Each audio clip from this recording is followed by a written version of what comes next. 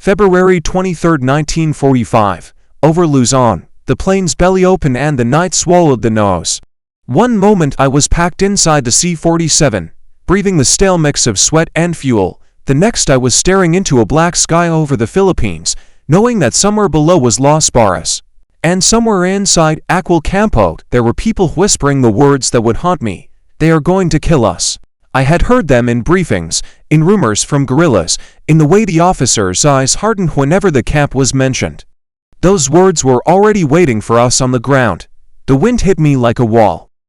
It tore at my gear, snapped my chute lines, filled my ears with a constant roar that still felt quieter than my own heartbeat.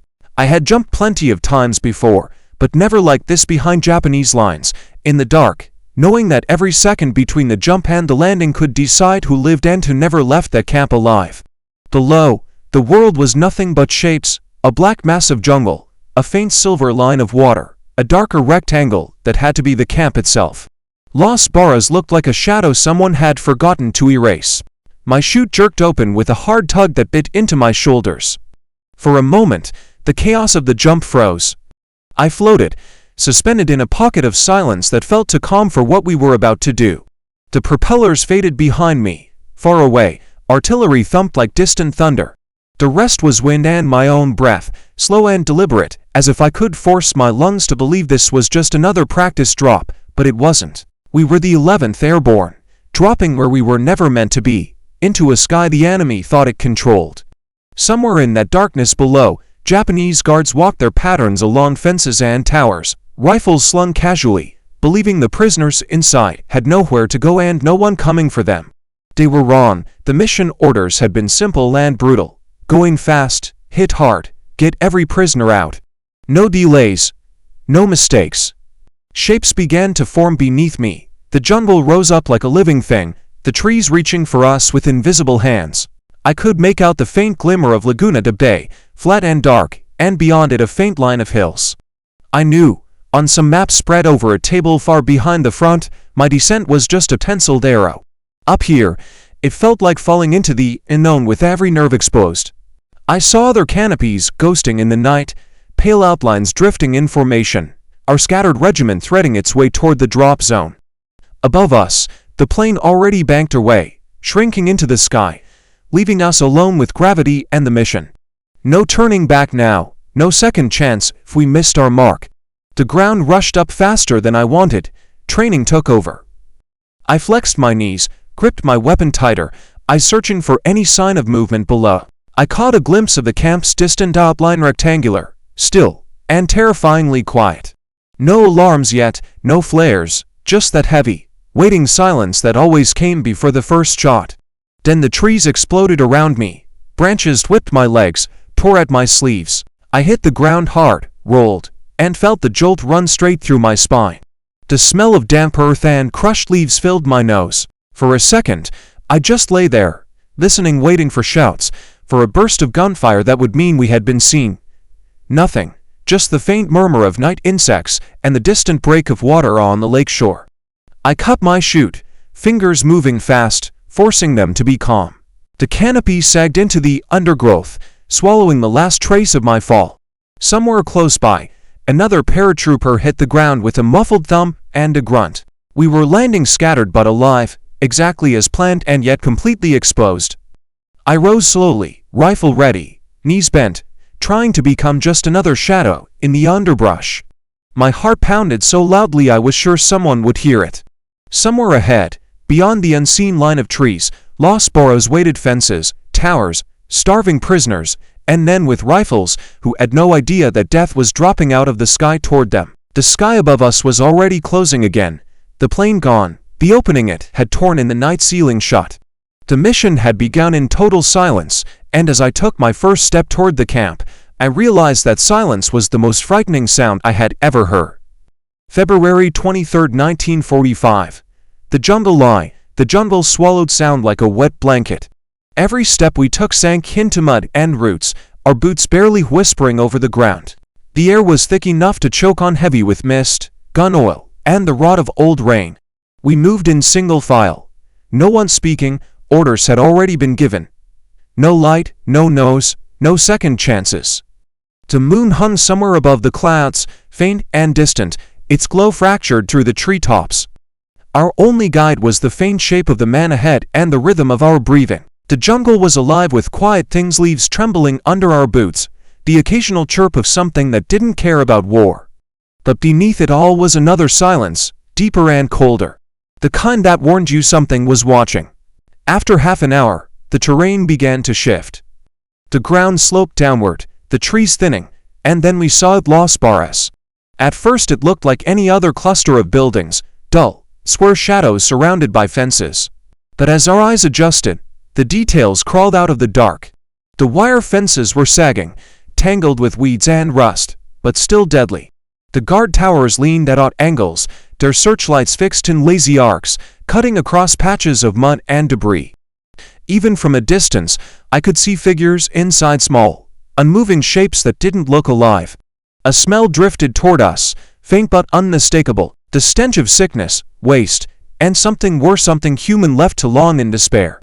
It hit me harder than any explosion. It was the smell of people who had stopped being treated like people. We crouched behind a wall of brush, watching. I could make out the movement of guards, for along the fence line, to near the north gate, rifles slung casually, their steps slow and mechanical. They weren't expecting anyone. Inside the camp, silence ruled. Even the prisoners, if they were awake, didn't move. One of the men beside me, Corporal Harris, tapped my shoulder and pointed. Between the huts, a faint flicker, maybe a candle, maybe a weak lantern, glowed through the gaps in the walls. For a moment, it was the only sign of life. We were close enough now to hear faint sounds, coughing, chains clinking, the restless shuffle of someone trying to sleep on bare earth. My stomach twisted. These were civilians, Americans, Filipinos, a few Europeans, the reports had said, teachers, nurses, missionaries. People who had once believed in peace and found themselves caught in the machinery of empire. I pressed my face into the dirt, scanning the camp perimeter. The ground patrol passed again, their boots leaving deep prints in the mud. When the wind shifted, I caught a glimpse of their faces, young, exhausted, eyes dulled by months of war. Enemies, yes, but also trapped in this same nightmare. Our lieutenant raised a hand, signaling a halt. He checked his watch, then gestured for us to dig in until the scouts returned. We would wait until the signal for the main assault. My pulse thudded like a drum. Minutes passed, maybe hours. Time blurred when all you had was darkness and nerves. The rain started again. Light at first, then steadier, hissing through the leaves. Water trickled down my helmet, soaked through my collar, slid cold down my back. We didn't move. Then, faintly, something shifted in the camp. A shape moved near one of the fences. At first I thought it was a guard, but no, it was smaller, slower. Someone from inside. I raised my binoculars, squinting through the drizzle. It was a woman, thin as a shadow, her clothes in rags. She gripped the fence with both hands, staring out into the dark like she could see us. For a heartbeat, I thought she might cry for help. But she didn't. She just pressed her face against the wire and looked toward the trees, toward us. Then she whispered something I couldn't hear, her lips trembling, her voice lost in the rain. Whatever she said, it froze the blood in my veins. I didn't need to hear it. I knew those words already. They're going to kill us. The jungle suddenly felt smaller. The mission had just become a race against time. February 23, 1945. The whisper. We stayed there, motionless, the rain dripping off our helmets, trying to make sense of what we'd just seen. The woman's lips had barely moved, but even without sound, I knew what she'd said. They're going to kill us. The words were like a current running through the squad, quiet, invisible, but strong enough to tighten every muscle. She stood there, her hands gripping the wire, eyes wide and empty. The kind of eyes that had already seen too much and expected nothing more. I could see the outline of her ribs through what had once been a dress. When the wind shifted, I caught the faintest tremor in her breathing. She wasn't begging. She was simply telling us the truth, like someone reading their own sentence aloud. Behind her, another figure appeared, a man this time, limping, carrying something that looked like a canteen. He touched her shoulder and whispered something, then pulled her back from the fence. They vanished into the darkness between the huts, swallowed whole. No one in my squad said a word. The lieutenant lowered his field glasses slowly, jaw set tight. We all knew what that meant. Whatever the timetable had been, it just changed. He crouched beside us, his face lit for a second by the dim glow of a covered flashlight. The map between his gloved hands was soaked through, the ink starting to blur, but he didn't need it anymore. We'd memorized every path, every guard post. He spoke in a low voice, just above a whisper, the rain almost drowning him out. We go in before dawn, we don't wait for the artillery signal. Once we're inside, we move fast, no hesitation. The guards will panic, so keep your lines tight. Someone muttered that the schedule said 0700. The lieutenant cut him off with a single look. By 0700, he said. There won't be anyone left to save. The words hung there. Nobody argued. We just stared at the camp, the faint movement of shadows under flickering lights, the towers standing like black skeletons against the clouds. Somewhere beyond the fence, men with rifles were walking their rounds, oblivious to the storm that was about to fall on them. I wiped rain from my face and tried to focus on something practical: ammo, grenades, the weight of the rifle in my hands, but my thoughts kept going back to that whisper. It wasn't fear that I heard in it, it was resignation. The kind of voice that had already accepted what was coming. The scouts returned near midnight. They moved like ghosts through the brush, one of them carrying a blooded sleeve where the wire had torn through his jacket. They confirmed what we already suspected. There were fewer guards than expected, maybe 20 in total, but the camp's layout was worse than on the map. Narrow lanes, cramped huts, barely any space to maneuver. If they sounded an alarm, we'd be boxed in. Still, there was no choice. The lieutenant gave the order. We would strike from the west fence, closest to the main compound, and open a path for the rest of the team. Once the gates were breached, the locals' Filipino guerrillas hidden along the lake shore would rush in to help escort the prisoners out. I checked my weapon one last time. The metal felt slick under the rain, cold and unyielding. My hands trembled, not from fear but from the knowledge of what waited ahead. I'd fought in jungle skirmishes, raids, ambushes, but this was different. This wasn't just a battle, it was a rescue inside a graveyard. When I looked back toward the camp, the faint candlelight had vanished. Total darkness. The woman was gone, but her whisper lingered in my ears. They're going to kill us. And for the first time, I realized that maybe she wasn't only talking about the prisoners, maybe she meant all of us. February 24, 1945. The impossible plan. The rain had stopped just before dawn, leaving the world soaked and heavy with silence. The jungle steamed around us, and every leaf seemed to whisper that time was running out. I sat on the damp ground beside my pack, tracing my fingers along the edge of the rifle stock, listening to the faint murmur of the lieutenant's voice as he gathered us in a tight circle. His face was pale under the dim light of a covered lamp. The map between us was smudged with mud and sweat. We go at 0 he said. No waiting for daylight, no second waves. Our paratroopers are in position east of the camp. The Filipino guerrillas will hit the outer posts when they see the first flare. Once the gates are down, we pull everyone we can toward the lake. The Amtraks will be waiting. No one spoke. Every man there knew what he was really saying. Once this started, there was no retreat. The Japanese wouldn't surrender the camp easily, not after months of starvation and humiliation inflicted on the prisoners. They'd rather die and take everyone with them. I looked around the circle. Harris, still nursing a cut from the jump, nodded grimly. Lopez checked his watch twice, lips moving silently as he went through the plan in his head. O'Connor whispered a quick prayer, then wiped the rain off his helmet. We were all thinking the same thing. The timing had to be perfect. If one guard sounded the alarm before we breached the fence, the mission would collapse before it began. The lieutenant rolled up the map and tucked it under his jacket. Once we're in, there's no shooting unless you have to, he said quietly. Keep your fire controlled. These are civilians. Keep them between you and the exits. Move fast, move quiet, and don't stop for anything. He paused, scanning our faces. Remember why we're here. The words were simple, but they settled deep. I tightened the strap of my helmet and took a slow breath. My hands were steady now. Nerves had turned into focus. We split into two fire teams and began to crawl toward the western perimeter. The ground was slick and cold beneath my palms. The smell of mud mixed with the faint odor of smoke drifting from the camp's kitchen fires. Through the trees, I could see the outline of the wire fence, glistening with dew, and beyond it the shadowy forms of the huts where the prisoners slept. A guard passed above us, his rifle slung over his shoulder, yawning into the wind. His footsteps faded into the distance. The world held its breath. When we reached the fence, I pressed my gloved hands against the cold metal. It vibrated faintly with the hum of insects and the far-off rumble of thunder. The lieutenant knelt beside me, whispered, "Cut it." Harris pulled the wire cutters from his pack. The first snip was softer than I expected, just a faint metallic sigh.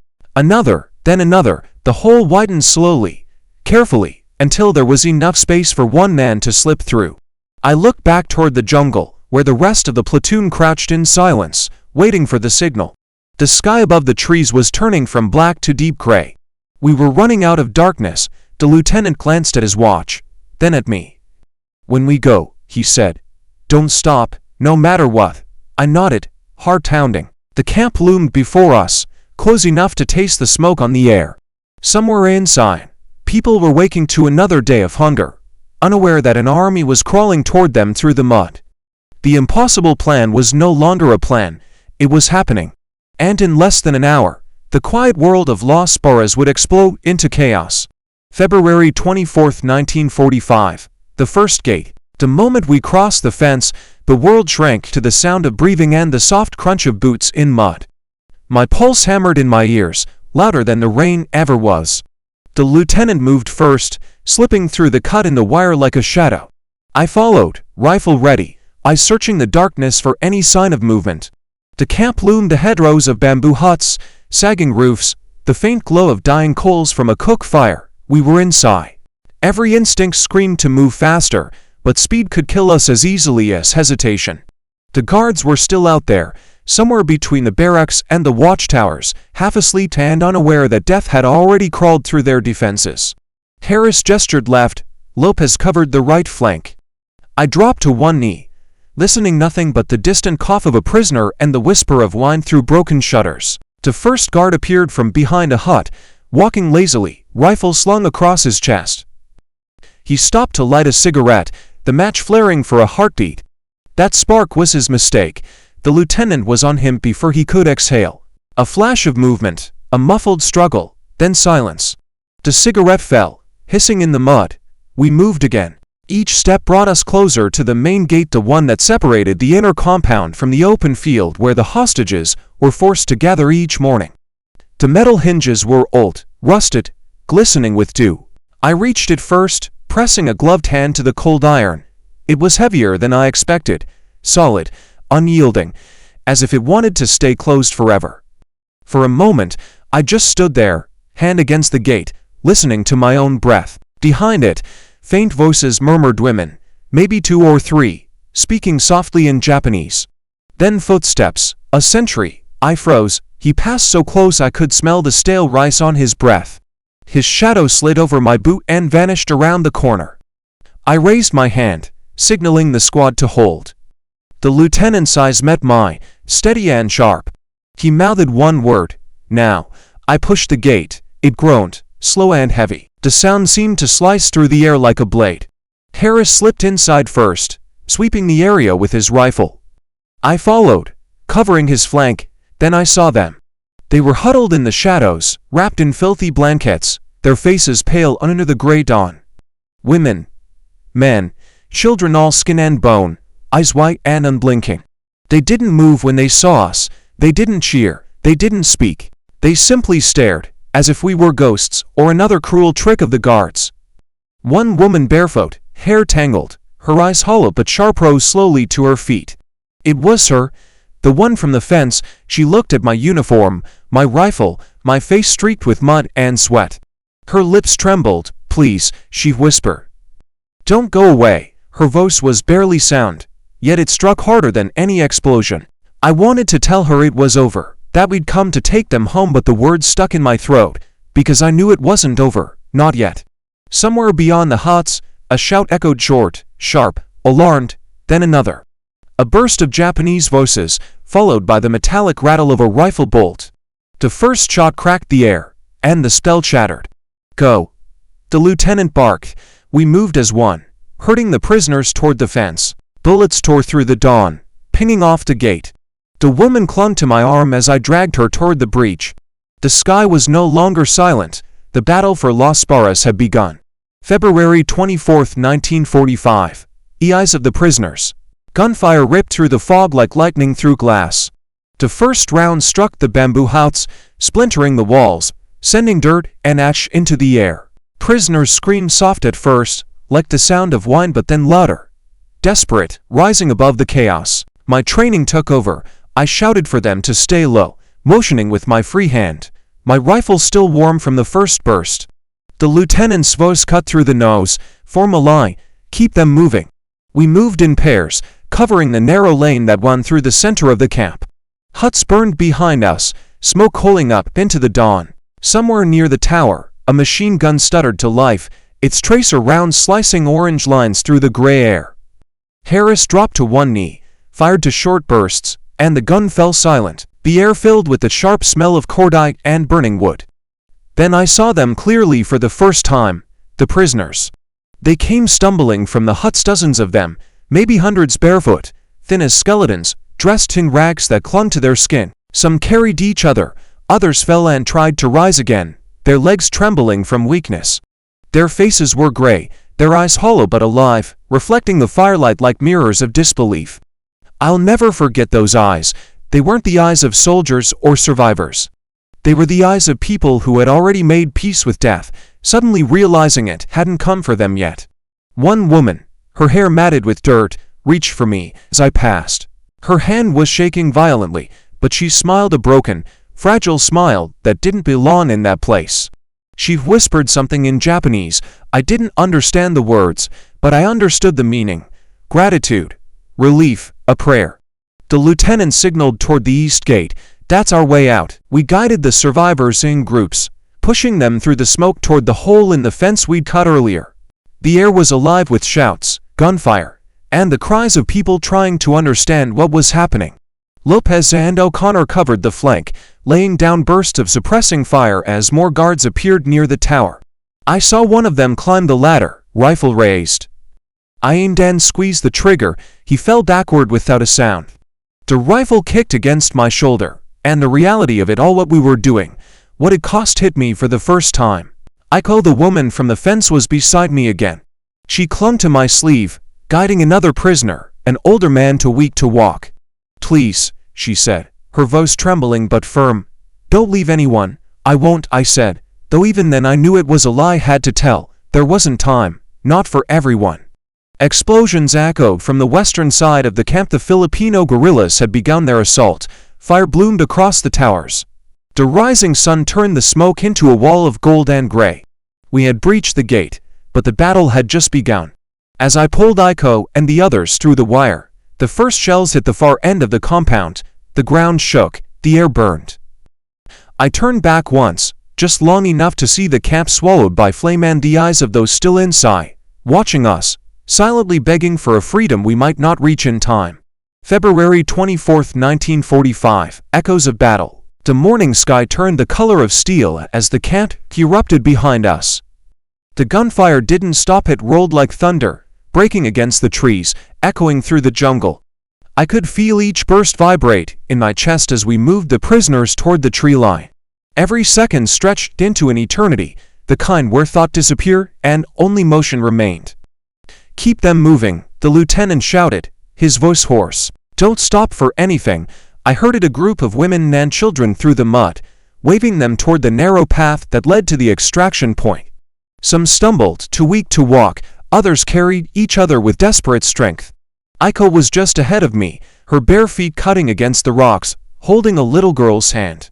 The child's face was expressionless, as if fear had long ago burned itself out of her. Behind us, the camp burned brighter. Flames clawed at the sky, turning the smoke orange and black.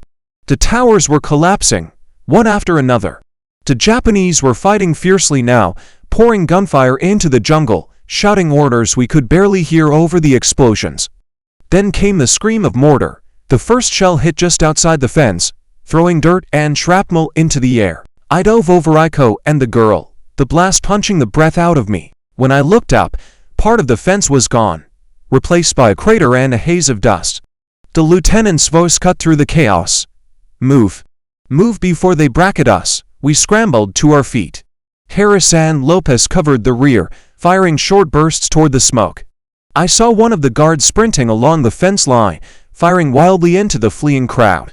Harris dropped him with a clean shot, but there were more coming. The sound was overwhelming now, gunfire, screaming, the crack of bamboo splitting under heat. And beneath it all, a deeper rhythm, the mechanical thump of engines from the distance. The amphibious vehicles, our ticket out, but they were still miles away. We reached the edge of the jungle, where the first trees offered cover. The lieutenant raised his hand, signaling for a halt. We crouched low, catching our breath, the prisoners collapsing around us in exhaustion. Some were praying, others just stared blankly at the ground. The smell of smoke clung to their skin. O'Connor came running through the brush, sweat streaking his face. "They're flanking from the north," he shouted, "at least a platoon." The lieutenant nodded grimly. "We hold them here. Just long enough to get these people to the lake." He turned to me. "Miller, take half the group and push south with Harris.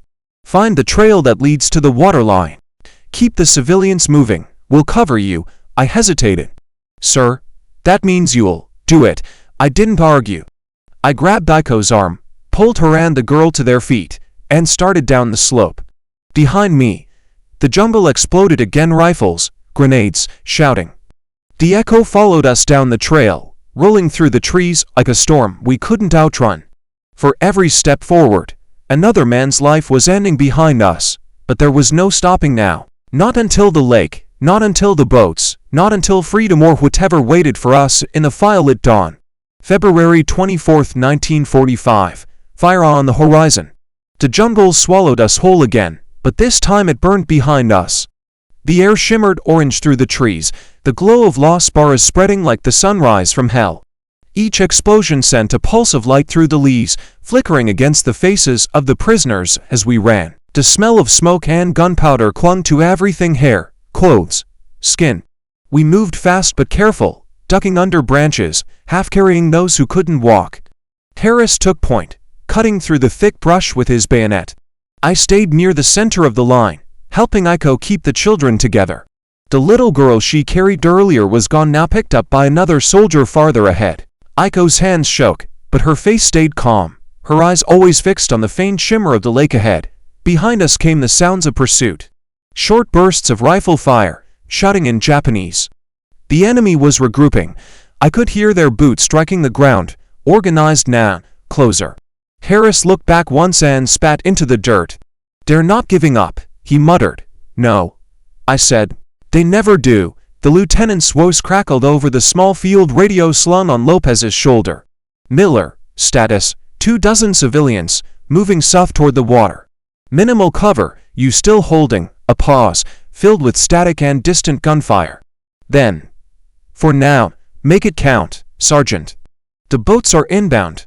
The message was simple, but it gave us something to hold on to. Somewhere out there, across that lake, the 672nd Amphibious Tractor Battalion was closing in, our salvation crawling over the waves. We just had to stay alive long enough to see them. We reached a clearing where the trees broke apart into a field of tall grass. The lake shimmered in the distance, a mirror of pale gold under the rising sun. But between us and the water stretched open ground, exposed, flat, and wide enough to die crossing. Harris cursed under his breath. "We'll be silhouettes out there." I looked at the civilians, at their faces streaked with ash and sweat. They couldn't crawl or hide. They could barely stand. "We don't have a choice," I said. I ordered 2 of my men ahead to scout the path. The rest of us formed a rough perimeter. Every few seconds, I checked behind us, expecting to see the flash of helmets or the gleam of bayonets breaking through the trees. The nose was closer now, branches snapping, voices shouting. Then came the smell: smoke, oil, something burning faster than it should. I turned and saw the glow rising through the canopy. The camp was gone, but the fire wasn't. It was coming for us, crawling through the forest like a living thing. "Move," I shouted. We broke from the trees, bursting into the open field. The first bullets hissed past. A second later, slicing through the grass, I felt the air ripple beside my face. Harris dropped to one knee and fired a long burst toward the jungle edge. The prisoners screamed but kept running, driven by pure instinct. Ahead, The horizon caught fire again, but this time it wasn't the camp. It was the sun breaking over the lake, and for one breath, I could almost believe it was light, not war, waiting for us on the other side. Then a mortar whistled overhead, and the world erupted once more. February 24, 1945, the race for freedom. The mortar landed behind us with a thunderous crack, spraying dirt and shrapnel across the field. The concussion threw me forward, my face slamming into the ground. My ears rang, my helmet twisted sideways, but I was still breathing. Harris shouted something I couldn't hear, waving his rifle toward the lake. The message was clear. Move. The prisoners were running or trying to. Most could barely keep their balance. The young helped the old. Soldiers carried the weakest in their arms. The grass was slick with mud and blood. Every step a struggle. Bullets hissed past like angry insects.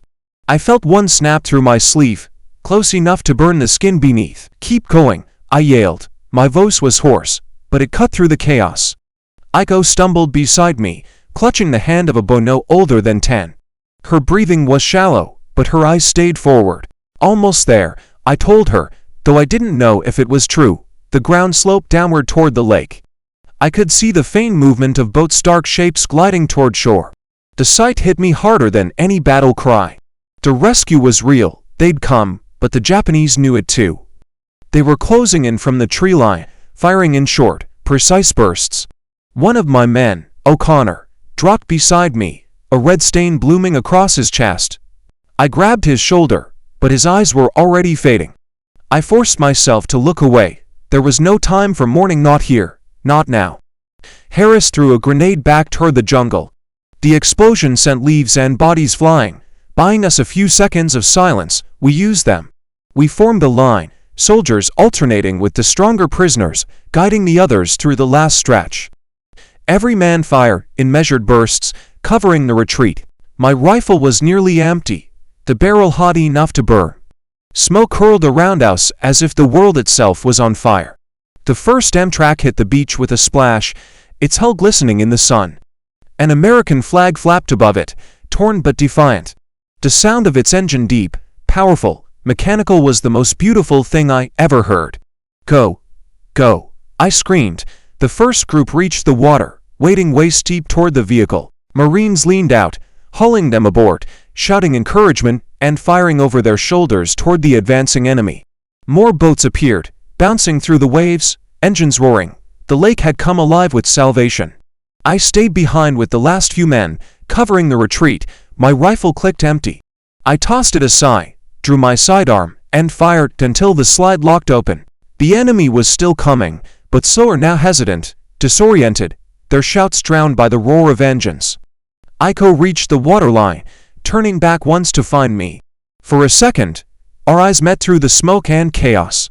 Then she was gone, swallowed by the crowd climbing aboard the boats. When Ashley ran for the lake, the fire from the jungle chased my heels. The air shimmered with heat, bullets snapping around me like hornets. I dove into the water, cold and heavy, dragging me down. Hands reached out, strong, calloused hands, and pulled me up into the boat. As the engine roared to life and we pulled away from shore, I looked back one last time. The jungle burned like a dying sun, and above the roar of the motors, I could still hear it, the echo of the prisoners' voices, crying and laughing all at once, carried away by the wind. February 24, 1945, the broken bridge. We left the burning camp behind, but the fire followed us like a living thing. The Amtraks were still too far south to reach the civilians trapped along the riverbank, so we turned inland, searching for the old bridge the guerrillas had marked on their map. The air was dense with smoke, the jungle glowing red behind us, and every sound, the crack of branches, the rustle of leaves, felt like the enemy closing in. When we reached the river, our worst fear came true. The bridge was gone. Only two charred beams jutted out from the banks, dripping ash into the water. The current was faster than I expected, swollen by days of rain. For a long second, no one spoke. The civilians gathered at the edge, their faces blank, eyes wide with exhaustion. "They blew it up last week," Harris muttered, kicking a stone into the current. "There's no way across." "There is," I said, though I didn't know how. Lopez knelt, pulling rope from his pack, his hands moving fast despite the tremor in them. "We make our own." The lieutenant nodded, Tie a line across. Miller, you and Harris go first. Keep it steady. The rest will follow. We waded in. The water was cold enough to steal the breath from my lungs, dragging against my legs like hands trying to pull me under. I gripped the rope tight, boots slipping on the rocks below. Harris cursed, shoulder deep, fighting to stay upright. We moved inch by inch, until the far bank rose before us, slick with mud and roots. I pulled myself up, water streaming from my gear. Lines good. I shouted, send them. One by one, they came, soldiers, civilians, children clutching the rope as the river tore at them. Some slipped, others froze midstream, too weak to move. We hauled them out, coughing and shivering, faces pale from shock. Aiko crossed near the end, helping a boy who could barely keep his head above water. Her strength seemed impossible. Then came the last group, and the gunfire returned. Bullets snapped across the water, throwing up sprays of mud. The lieutenant stayed behind, covering the final crossing, his rifle echoing like a heartbeat. When he reached the middle of the river, a burst caught him square in the chest. He fell without a sound, carried downstream by the current. For a moment, no one moved. Then I grabbed the rope and pulled harder, forcing the last survivors to the far side. The jungle was burning behind us, the river between us and the enemy, and for the first time that day, I realized we might actually live to see another sunrise. February 24, 1945. The last in line, the river swallowed the lieutenant before anyone could reach him. The current twisted around his body, dragging him downstream until he vanished beneath the smoke. No one spoke. We just stood there on the far bank, soaked and shaking, staring into the dark water as if willing him to surface. But he never did. The reality of it hit like a shell blast. He was gone. And now the command was mine. There wasn't time to grieve. The sound of gunfire still rolled through the trees, closer with every echo. I turned to the survivors, forcing my voice to stay steady. We keep moving. Stay low. Follow the shoreline. They obeyed without question. Maybe they understood that stopping meant dying. We formed a ragged line through the reeds, the children in the center, soldiers on the edges. Every few steps someone stumbled, and someone else lifted them again. It was less an army now, more a single, wounded body dragging itself forward. Aiko walked beside me, silent, clutching the bow she had saved. Her face was gray with exhaustion, but her eyes never left the lake ahead. The smoke was thick enough to sting our throats, turning every breath into a struggle. Somewhere behind us, another explosion lit the sky, followed by shouting in Japanese. They were close again. We pushed harder. The ground turned soft beneath our boots, each step sinking into mud. I kept looking back, counting heads, making sure no one had fallen. Then I saw her, the last woman in the line, still on the other side of the ravine. She was limping, clutching her leg, waving weakly. I didn't think. I ran back. The air smelled of wet ash and blood.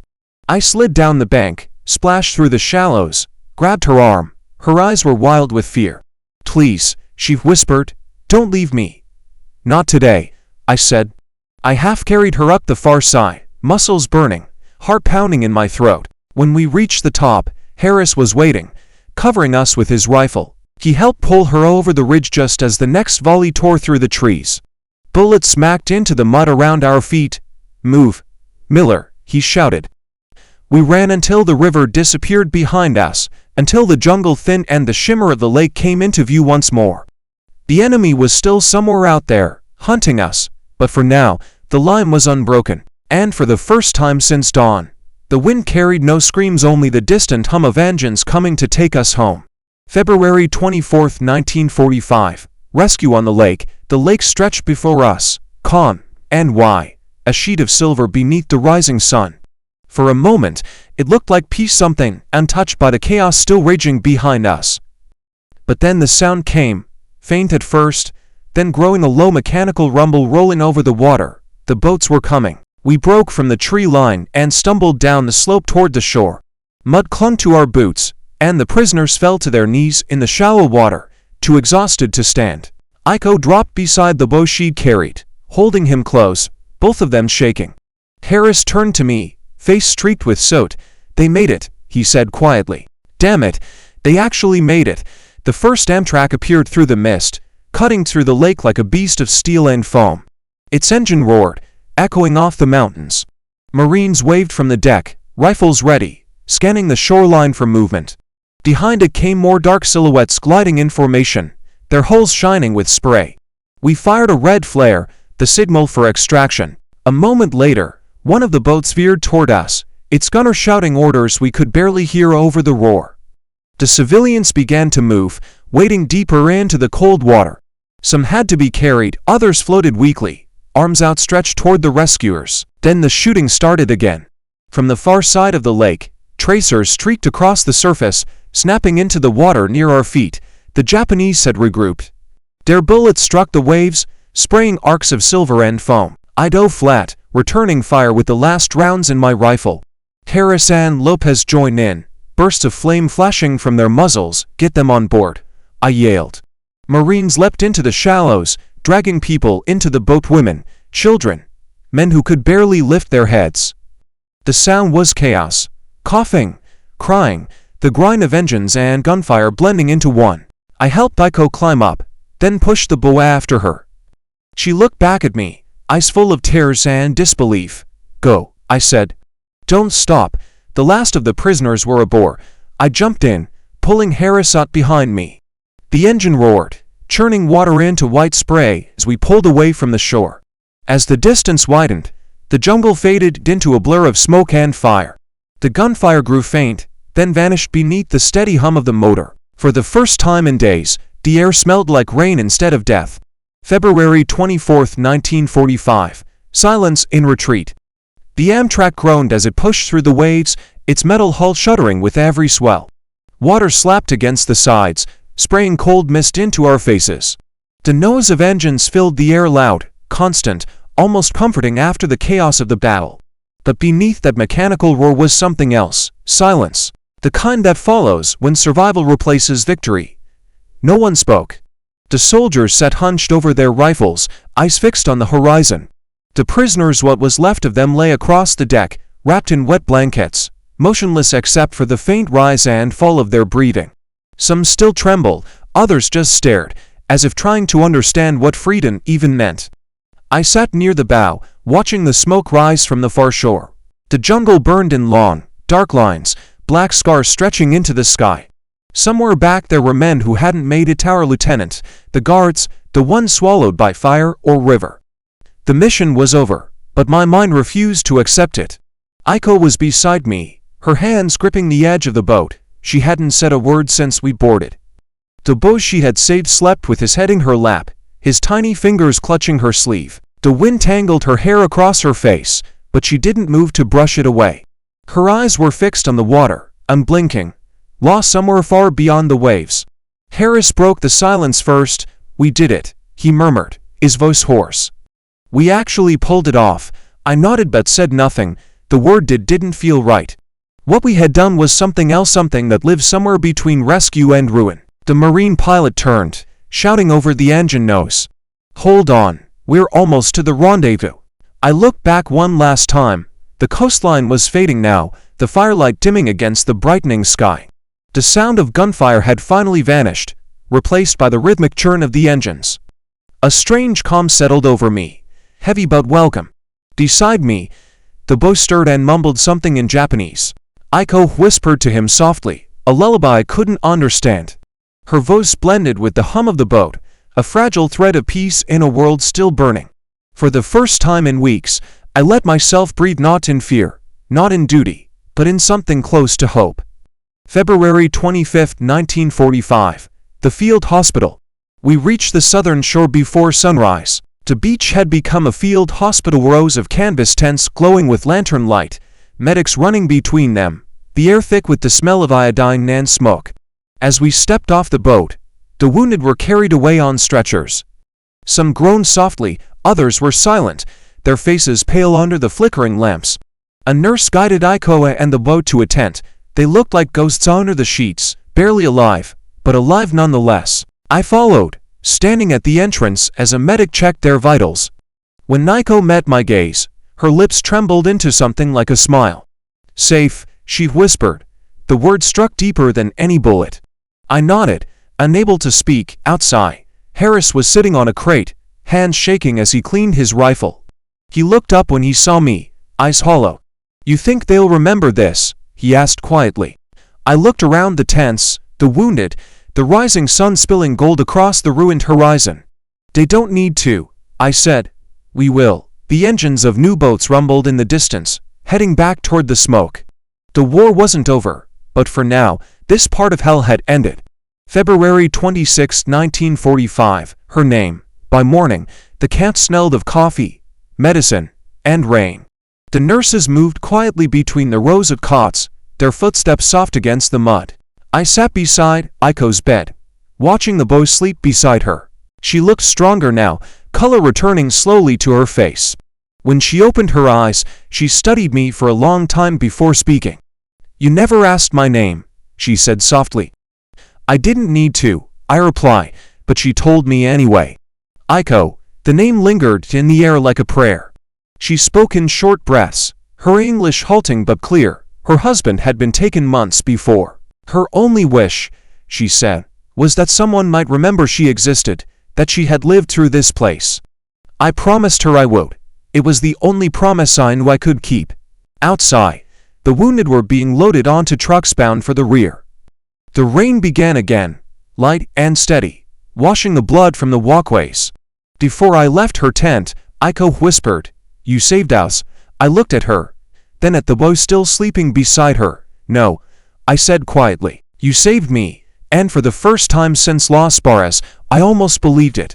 February 28, 1945. News from the south. 2 days later, we received the reports. Villages to the south, Kalaun, Bay, and others had been destroyed before the Japanese retreat. Hundreds dead, maybe more. The victory, Las Barras, felt smaller with every word the radio carried. The men around me sat in silence, listening to the static between transmissions, each burst of news another weight we couldn't lift. I walked outside the tent, into the early light. The air smelled of smoke and wet earth. In the distance, the jungle shimmered where it had burned, the scars of war visible even from miles away. Harris joined me, lighting a cigarette with trembling hands.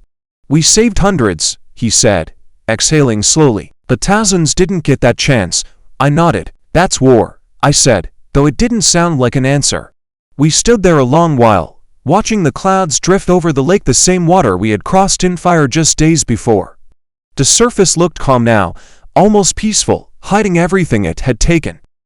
When I returned to the medical tent, Aiko was sitting upright, the boy asleep at her side. She looked at me, eyes full of quiet understanding. No words passed between us, none were needed.